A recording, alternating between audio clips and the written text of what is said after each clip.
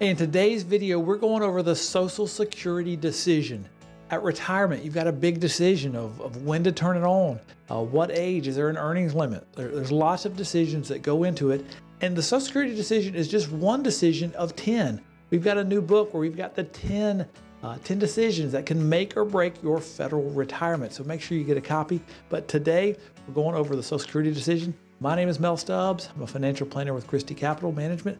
In today's video, we've got Joe Matthews and Tommy Neesmith alongside of me. We're going to discuss the Social Security decision. Coming up next.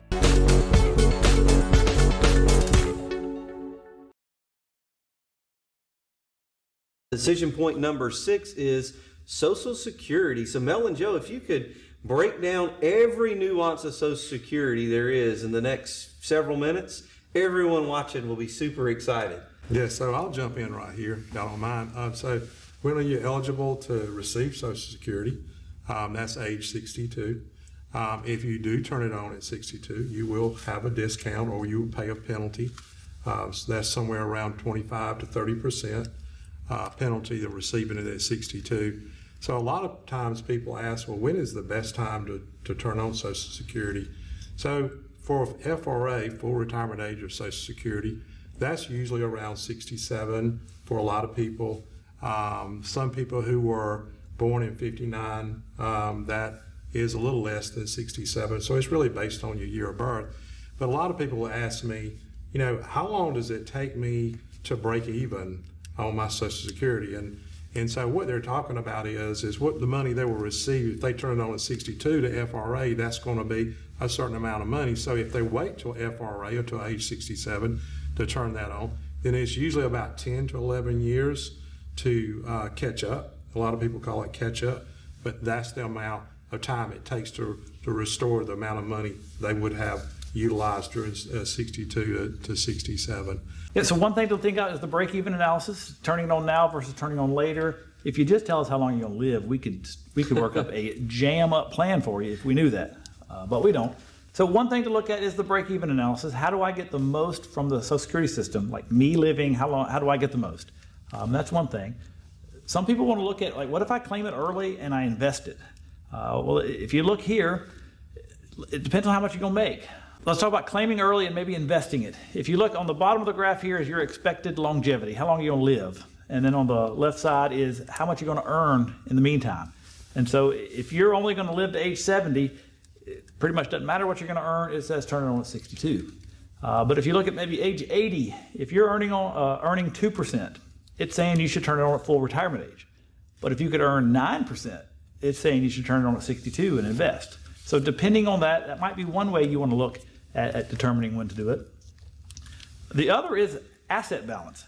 So I've got a YouTube video, I think, coming looking at if you turn it on early and you don't touch your assets, you might leave more money to your beneficiaries. So one way to looking at it is how do I get the most out of the system? That, check, you got to look for that. But then the second one is if I die at age 85 or whatever your age is, how much is left to my beneficiary? And sometimes if you delay Social Security so that you can get more and you're spending your money in the meantime, sometimes you can leave less money to your beneficiary later. So it's just another way to look and try to balance, maybe for me, maybe for my beneficiary, what might be best. Yeah, and I think looking at that, a lot of times when we talk about retirement income, and we've been kind of talking about that, we've talked about their pension, being able to get their annuity when they can. We've talked about thrift savings plan. Do we draw money from it or from an IRA? And then we're talking about kind of the third leg of the income stool that we've talked about oftentimes, Social Security, making sure you do an income analysis and making sure you look at that and how do you maximize that, utilizing all three of those pieces to the best of your ability. I think that's been really key. And so as we look at that, Joe, taxes, we keep talking about taxes. We keep going back and saying, how do we help minimize the tax we have to pay? A lot of people we talk to are surprised when we found out that Social Security is taxable. And so there's a couple ways that they tax Social Security. It's based on your income level. Can you kind of explain those to us? Yeah, so if you have a married filing jointly couple whose combined income is over $44,000, then 85% of their Social Security is going to be taxable. Now hold on. Not at an 85% rate, but 85% of their Social Security Correct. is So going to if be you taxed. had like $1,000 coming in, $850 of that 1,000 will be taxed. Right. You know, from a federal standpoint. And then for single, that number is from 25 to 34. It's kind of a phase out, but if you just might as well say 34,000 and up, they will pay up to 85%. The only way that you're going to pay a lesser amount in the way of federal tax on that is if your income for married filing jointly is under 32,000, and so then it's only taxed at 50%.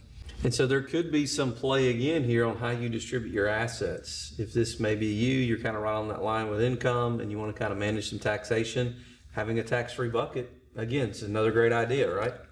It is, but just to be the Debbie Downer, if you've got a federal pension and your Social Security and a spouse's Social Security, and the way the combined income works, it's your federal pension, half of your Social Security, half of their Social Security. Any TSP withdrawals, that's traditional. It don't take much to get over the limit, unfortunately. Yeah, you're right. Because these limits are not indexed to inflation. And we got every political party to blame here. I think back in the 80s, it was Ronald Reagan and the Democrats put in the first 50% tax level. And then it was, I think, Clinton and the Republican Congress put in the 85% tax level. So used to, it didn't get taxed. Now it does. And the problem is like that 44,000 combined income, that's the way it's always been. It doesn't go up. And so now it doesn't take much with the pension and Social Securities to get above that. So unfortunately, you got to pay taxes on 85% of the money. Positive, 15% of it's tax-free. But let's be positive. Hey, well, there you have it. I hope that discussion on that decision was helpful. It comes from our new book going over the 10 decisions you have to make at retirement. It's available on Amazon. There should be a little QR code here. Make sure if you want to go more in detail, you want to reach out and get it, make sure you do so. If you need individualized help, you want to talk to us, feel free to do so. Right up here, there's going to be another video that's important to your planning, so make sure you check it out.